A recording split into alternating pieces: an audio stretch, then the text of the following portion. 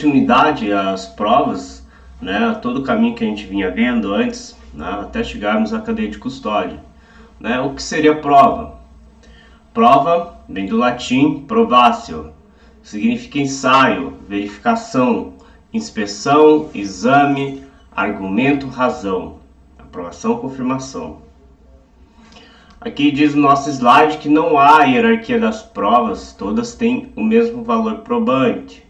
Você lembra que no início a gente falou que, embora haja confissão do autor, ela não faz com que valha mais do que outras provas. Então, todas as provas, todos os elementos de informação colhidos na investigação, eles devem ser trazidos ao bojo da investigação, para que dali, do inquérito policial, vá para o processo penal, e do processo penal o juiz em si ele torne a sua dúvida dirimida pelo contexto em que as provas foram feitas ou realizadas. Ademais, nós temos que prova durante o processo penal nada mais é do que os elementos informativos colhidos durante a investigação policial sob o crivo do contraditório e da ampla defesa. Daí sim eles se tornam provas, de fato, podem ser contraditadas as provas. Por isso temos a prova pericial. O que seria a prova pericial? Vou pegar a caneta aqui, marcar com vocês. Ela acaba tendo um maior aproveitamento sobre as demais provas. Por que um aproveitamento sobre as demais provas? Porque ela é coligida sob o crivo científico, tá? Ó, ela tem um embasamento científico, são provas objetivas. A análise dos elementos materiais deixados no local da infração, tá? A um profissional especializado, que no caso é o perito. Beleza. Dito isso, nós temos uma controvérsia, como bem dissemos anteriormente, que ocorre quando há dois ou mais peritos numa perícia complexa, ou mesmo numa perícia em que haja a intervenção de mais peritos pela chamada do juiz, né? Diante dessa complexidade ou pela chamada do juiz, pode haver a divergência de laudos. E havendo a divergência de laudos, um terceiro é chamado para que dirima essa divergência entre os laudos. Ela é denominada perícia contraditória. Vamos lá para o artigo 180. Se houver divergência entre os peritos, serão consignadas no auto do exame as declarações e respostas de um e de outro, ou cada um redigirá separadamente seu laudo, e a autoridade nomeará um terceiro, se se divergir de ambos. Aí a autoridade poderá mandar proceder a um novo exame por outros peritos, porque a gente sempre está repetindo esses artigos, né? Porque conforme a gente for vendo durante as questões que nós iremos fazer futuramente, também essas questões elas se repetem, tá? Esses artigos eles se repetem nas nossas questões, o que faz com que torne mais fácil, a gente já tem incutido na nossa mente, né? O que seja o artigo 180, entre outros que a gente está vendo no 58, né? Por isso vamos agora para o artigo 182. O juiz não ficará adstrito ao laudo. Adstrito ficará preso ao laudo, tá? Podendo aceitá-lo ou rejeitá-lo no todo ou em parte. Então o juiz, ele verá o laudo fornecido pelo perito, e com esse laudo fornecido pelo perito, o juiz verá que esse laudo pode auxiliar ou não na formação da verdade, tá? No que seria verdade para o juiz? de acordo com outros elementos trazidos aos autos, tá? Então, temos que o laudo não é uma verdade absoluta. Verdade absoluta. Bom, vimos prova pericial, vimos divergência de laudo pericial na anterior. Daí temos que o juiz pode rejeitar uma prova pericial? A resposta é que sim, né? Contra o artigo 182, o juiz não ficará adstrito ao laudo, podendo aceitá-lo ou rejeitá-lo, no todo ou em parte. Ali, ó, aceitá-lo ou rejeitá-lo, no todo ou em parte. No artigo 381 do CPP nós temos, né? Que na sentença ela conterá o nome das partes, a exposição sucinta da acusação e da defesa, a indicação dos motivos de fato e de direito que se fundar a decisão, a indicação dos artigos de lei aplicados, o dispositivo, a data e assinatura do juiz. O que eu quis dizer com isso? A sentença, né, ela, de fato, esses aqui são os pressupostos da sentença e a exposição sucinta da acusação e da defesa é aqui em que se encontrará a nossa perícia, em que se encontrarão os debates e, por fim, se a perícia ela for levada a termo, né, como o juiz aceitar o laudo, no todo ou em parte, dentro desse dispositivo, aqui nós encaixaremos o nosso laudo pericial, porque ele estará entre as indicações de motivos de fato e de direito em que o juiz poderá fundar a sua decisão. Vamos lá, quem pode requisitar a perícia? Se lembra que no início da nossa aula, a primeira aula eu tinha dito, quem pode requisitar a nossa perícia? Artigo 6º.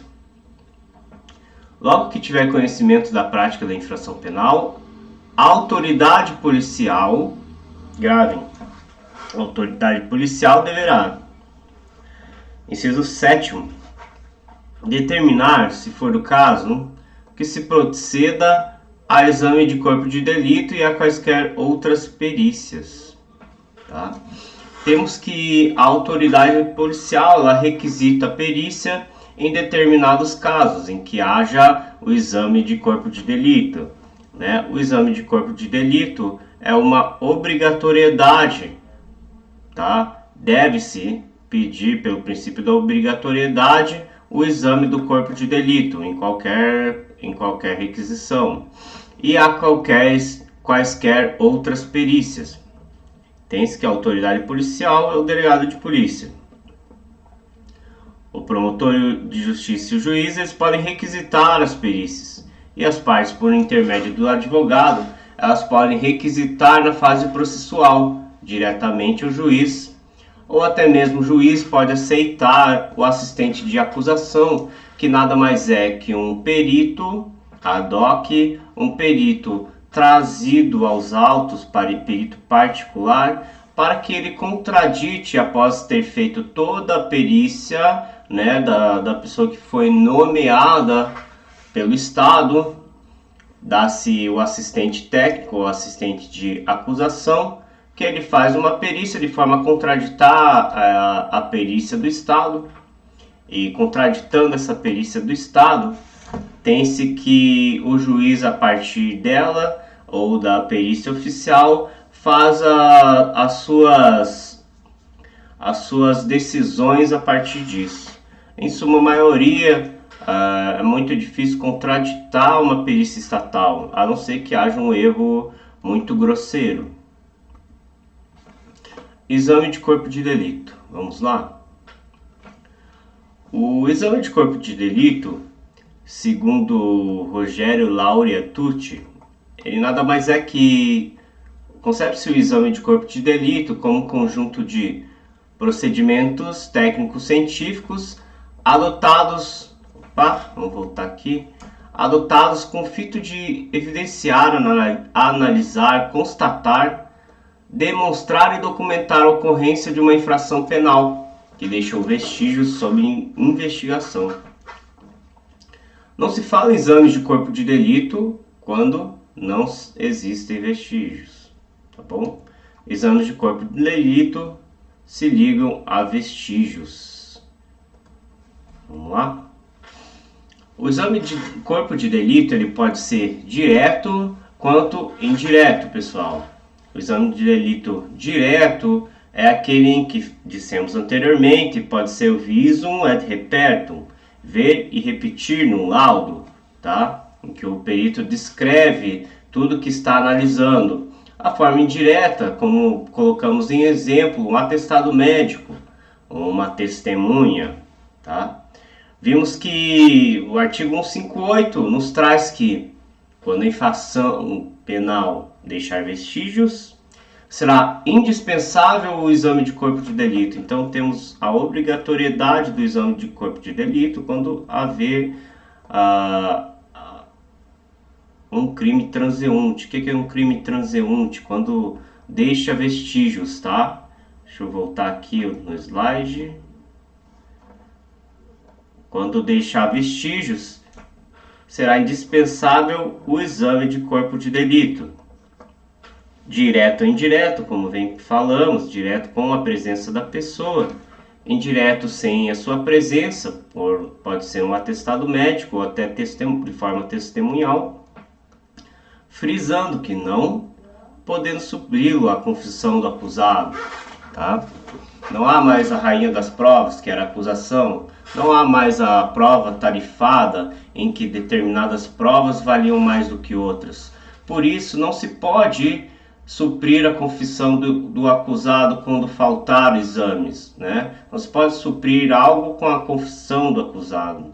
Por isso temos bem descrito no artigo 158, quando a infração penal deixar vestígios, será indispensável o exame de corpo de delito, direto ou indireto, não podendo supri-lo a confissão do acusado. Preste atenção que cai em prova, eles tentam retirar o não, tá? Ou colocam um dispensável aqui e direto e indireto sempre continua, mas basicamente é isso. Vamos lá para a próxima. Exame de corpo de delito nada mais é que uma perícia. Ela faz a análise dos vestígios para encontrar a verdade dos fatos. Um exemplo são a lesão corporal, o dano contra o patrimônio público, o arrombamento, a moeda falsa. Não confundir o exame indireto, tá? Que pode se dar de outras formas, com a prova testemunhal. A prova testemunhal, ela se dá com a testemunha dentro do crivo do contraditório da ampla defesa, num julgamento, numa instrução processual penal.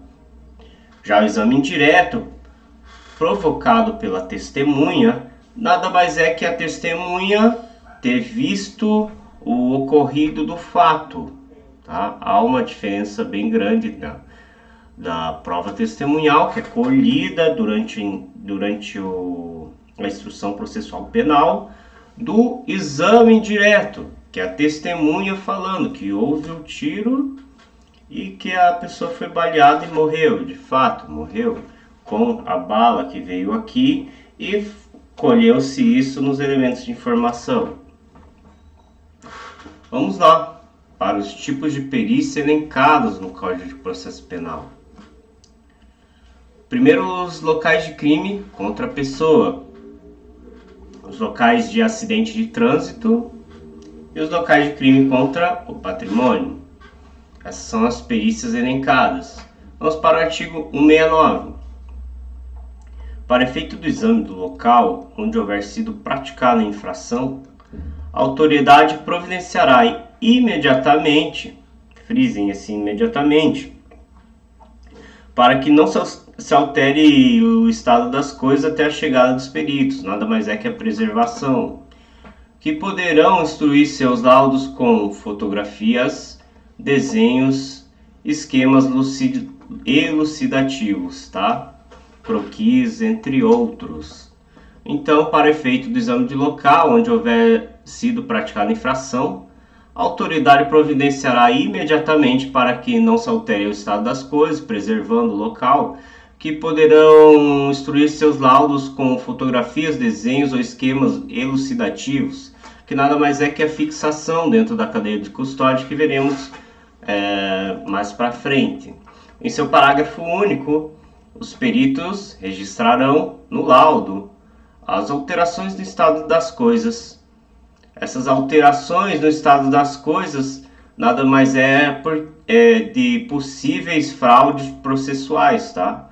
Que possa vir a ocorrer durante anteriormente à chegada dos peritos. Então, por isso, os peritos registrarão no laudo as alterações do estado das coisas e discutirão no relatório, o relatório médico penal ou o relatório pericial que fizerem, as consequências dessas alterações nas dinâmicas dos fatos. Tudo bem? Vamos lá? No artigo 171, deixa eu só pegar a caneta aqui, que não sei onde é que foi parado, nada. Aí tá. No artigo, vamos passar a borracha aqui, só um pouquinho, pessoal. Ó, sem borracha mesmo, vamos lá. Nos crimes cometidos com destruição, frisa lá, ou rompimento de obstáculo, a subtração da coisa, acho que tem uma frase aqui, ou por meio de escalada, os peritos, além de descrever os vestígios, indicarão com que instrumentos, por que meios, em que época presumem ter sido o fato praticado. Um bom exemplo seria uma pessoa que adentra uma residência, coloca a bota numa parede, se apoia lá para fugir, né? Então, tem-se que esse furto foi mediante escalada. O furto mediante escalada nada mais é que uma qualificadora do furto, porque o furto simples é de 1 a 4 anos. O furto qualificado, se não me engano, são de 4 a 8.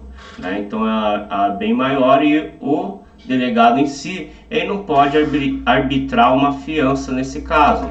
Então por isso que é importante a chegada dos peritos para que eles atestem de fato que houve o rompimento do obstáculo, a sua destruição ou, como no nosso exemplo, a escalada, para que daí um indivíduo não saia da delegacia no momento e não tenha sua fiança arbitrada, tá? Então é essa que é a importância dos peritos no local do crime, porque ele faz com que o delegado veja que houve a escalada e nesse local de crime há o furto qualificado, fato este que não deixa o delegado arbitrar a fiança. No artigo 173, temos que no caso de incêndio, nas perícias de incêndio, né, os peritos verificarão a causa e o lugar em que houver começado, tá, o fogo, muito importante, o perito de incêndio, e o perigo que dele tiver resultado para a vida ou patrimônio alheio, a extensão do dano e o seu valor e demais circunstâncias que interessarem a elucidação do fato, tá bom? Vamos lá. Outros tipos de perícia, em casos do CPP. Ah, mas por que você está lendo isso, cara? É porque vai cair. Tudo que está aqui vai cair. A OCP também é outra banca, assim como nós vimos anteriormente na nossa preparação, a gente de perícia lá de Santa Catarina, agora temos a OCP aqui, na agente de necrópsia da Polícia Científica. Verificamos que também nas primeiras questões que nós fizemos, que ela adora a letra da lei. Por isso eu vou fortificar essa leitura da lei aos senhores e frisar aonde os senhores têm que dar uma maior atenção, tudo bem? Então vamos lá. No exame para o reconhecimento de escritos, por comparação de letra, esse é o exame grafotécnico. Exame grafotécnico, observar-se-á o seguinte: a pessoa a quem se atribua ou se possa atribuir escrito será intimada para o ato, se for encontrada, tá? 2. Para comparação, poderão servir quaisquer documentos que a dita pessoa reconhecer ou já tiverem sido judicialmente reconhecidos como seu punho, ou sobre cuja autenticidade não houver dúvida. Então, se a pessoa não quiser, já que ela assinou, digamos que uma carta, um cheque, se existe alguém que ainda assine um cheque, essa pessoa, ela produziu uma prova que pode ser reutilizada pela autoridade policial e pelo perito para ver em comparação, né, e reconhecer, ou até mesmo se ela tenha feito algo judicialmente, cartório, reconhecer como seu punho cuja autenticidade, para que não haja dúvida sobre a autenticidade, né? Nesse caso, o delegado requisita ao cartório algo que já tenha sido assinado pela pessoa com fulcro de comparação dos escritos, envia para perícia e requisita uma perícia grafotécnica. Inciso 3. A autoridade, quando necessário, requisitará para exame os documentos que existirem em arquivos e estabelecimentos públicos, ou nestes realizará diligência se daí não puderem ser retirados. 4.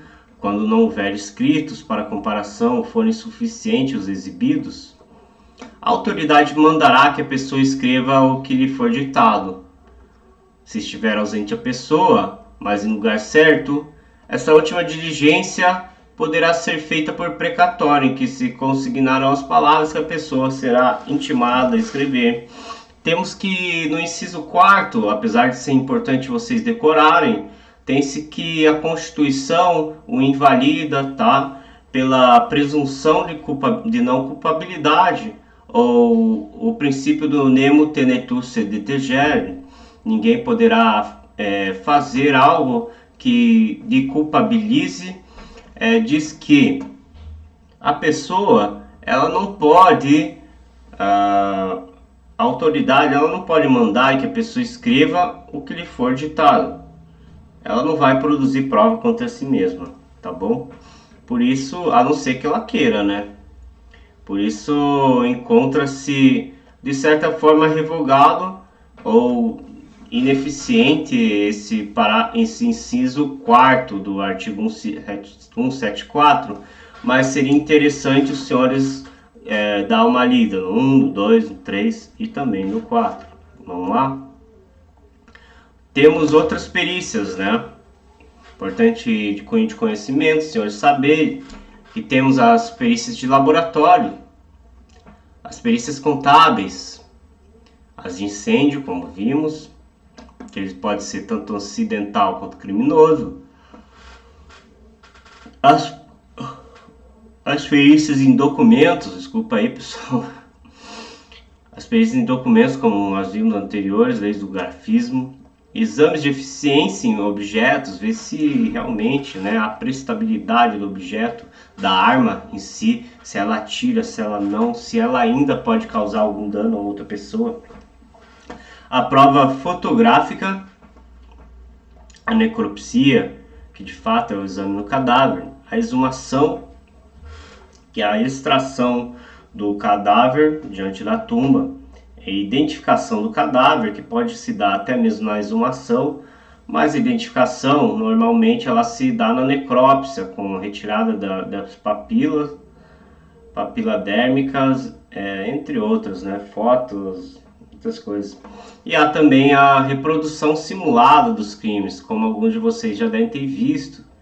A reprodução simulada dos crimes, ela ocorre em crimes de uma maior monta, em que querem retirar alguma dúvida por que meios e como que possa ter ocorrido determinada infração penal em determinado lugar, como foi o caso daquela menina lá de São Paulo, em que os dois pais jogaram ela do prédio, tá? A não realização do exame de corpo de delito, vamos lá? A nulidade ocorrerá nos seguintes casos: por incompetência, suspeição, suborno do juiz, por ilegitimidade da parte, por falta das fórmulas ou termos seguintes. Vamos lá, o que nos interessa. O exame de corpo de delito nos crimes que deixam vestígios, ressalvado disposto no artigo 167. Não sendo possível o exame de corpo de delito, por haverem desaparecido os vestígios, a prova testemunhal poderá suprir a falta. Então temos que a não realização do exame de corpo de delito, ela ocorre de que forma? Ela pode não ser realizada, mas a prova testemunhal pode suprir a falta. Se não há prova testemunhal, temos de fato que a materialidade do crime ela não pode ser provada, né?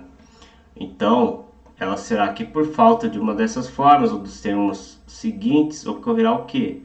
A nulidade relativa do feito, né? Fazendo com que toda a denúncia ela volte desde o início. Por quê? Porque não foi realizado direito um exame de corpo de delito, ou mesmo aquelas provas testemunhais, elas não podem suprir a falta do exame de corpo de delito. Então, tem-se que ocorrerá uma nulidade. Vamos para algo muito importante que o nosso pacote anticrime nos trouxe. Ele nos trouxe também a prioridade para o exame de corpo de delito. Temos que, como vimos anteriormente, quando a infração deixar vestígios, será indispensável o exame de corpo de delito, direto ou indireto, não podendo supri-lo a confissão do acusado. Esse é o parágrafo único. Dar-se a prioridade à realização do exame de corpo de delito quando se tratar de crime que envolva 1. Violência doméstica e familiar contra a mulher. 2. Violência contra criança, adolescente, idoso ou pessoa com deficiência. Então vamos frisar, violência doméstica é a nossa prioridade número 1. Tá? Contra a mulher. Sempre. Violência contra criança, 2. Contra o adolescente, 3. É a nossa terceira prioridade.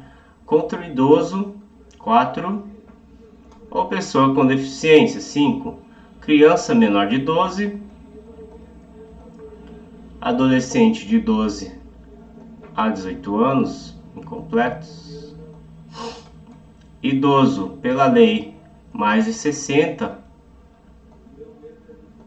Ou pessoa com deficiência. Então, voltemos. Violência doméstica e familiar contra a mulher, contra a criança, adolescente, idoso ou pessoa com deficiência. Todos esses têm a preferência, segundo a lei, o artigo 158, parágrafo único, ali é o inciso 1º e 2º, que eles têm preferência para o exame de corpo de delito. Daí temos que, quando que se faz o exame de corpo de delito? O exame de corpo de delito poderá ser feito a qualquer dia, a qualquer hora. A qualquer dia e a qualquer hora. Tá? A autópsia será feita pelo menos 6 horas depois do óbito. Frisa lá, 6 horas depois do óbito. Salvo se os peritos, pela evidência dos sinais de morte, no caso de uma decapitação, no caso de um trem que passa sobre a pessoa, tem-se que não precisa esperar essas 6 horas para que de fato se tenha o exame de corpo de delito, tá? Se não me engano, vocês vão aprender mais com a professora Camila. Esse é o tempo de Tourdes, que se fala na medicina legal. Então temos lá que a autópsia será feita por 6 horas, a não ser que a evidência dos sinais da morte seja muito evidente, né? Vou botar um 6 aqui certinho. E que os peritos julguem que que ela pode ser feita antes desse prazo, né? Ou que eles declararão em auto. Tudo isso, essas 6 horas, é para evitar aquela catalepsia, que há pessoas que apresentam todos os sinais de morte, só que por um evento médico legal, ocorre que ainda não faleceram, tá? Artigo 164, vamos voltar lá. Artigo 164, os cadáveres serão sempre fotografados na posição em que forem encontrados, bem como, na medida do possível, frisa lá, todas as lesões externas e vestígios deixados no local do crime. Frisando, os cadáveres serão fotografados na posição em que forem encontrados, seja em decúbito ventral, decúbito dorsal, bem como, na medida do possível, todas as lesões e vestígios deixados no local do crime. Vamos lá para o prazo para a elaboração do exame. Isso cai e está no nosso edital. Os peritos elaborarão o laudo pericial, onde descreverão minuciosamente o que examinarem e responderão aos quesitos formulados. Parágrafo único. O laudo pericial será elaborado no prazo de 10 dias, como dissemos anteriormente. 10 dias. Podendo este prazo ser prorrogado. Claro, há muitas perícias que têm a sua maior dificuldade, né? E 10 dias é muito pouco. Fora que há muitas outras perícias a se fazer ao perito tratar. Então esse prazo de 10 dias ele é prorrogável. É um prazo em que ele tem que seguir como uma forma de fato poder ter uma referência. Mas não é algo a ser seguido estritamente. Então, por isso, temos que o laudo pericial ele será elaborado no prazo de 10 dias, podendo este prazo ser prorrogado a pedido do perito, a requerimento do perito, né? Mas em casos excepcionais. Frisando, o tempo da perícia é 10 dias. É isso que eles querem cobrar de vocês, tá? E o prazo pode ser prorrogado, mas em caso excepcional. Por que a perícia é necessária em casos de lesões corporais? Temos, em casos de lesões corporais, as diferentes tipificações, seja ela lesão leve, grave ou gravíssima. A lesão leve, ela, a depender da lesão, ela pode ser até mesmo uma escoriação ou algo assim. Já a grave ou a gravíssima nos dá no 129, né? Temos que a leve é ofender a integridade corporal e saúde do outro. Você empurra a pessoa e ela dá uma arranhadura ou algo assim, ou até mesmo um pequeno roxo. É uma agressão sem grandes consequências. Temos que aí se faz a transação penal, entre outros, composição civil, e morre a bronca por ali. Temos que a lesão de natureza grave, vamos ver quantos minutos nós temos aqui, que daí deixamos essa explicação mais complexa para a próxima aula. Temos alguns outros slides aqui para continuar e terminamos. Vamos deixar para a próxima aula. E na próxima aula a gente faz um compiladão de lesão grave, lesão gravíssima. Eu vou fazer diferenciação para vocês bem certinho, para vocês não errarem, tá? Iremos fazer um compilado das aulas anteriores, o que a gente estudou, relembrar o que está no nosso edital ali, tá? E por fim, nós iremos fazer uma lista de questões com vocês, bastante questões aqui, vou passar rapidinho. E é isso aí, tá bom? Um abraço a todos, vamos seguir fortes na próxima aula a respeito de lesões corporais, tá bom? Um abraço, professor Thiago, sempre com vocês, beleza? Valeu, tchau, tchau.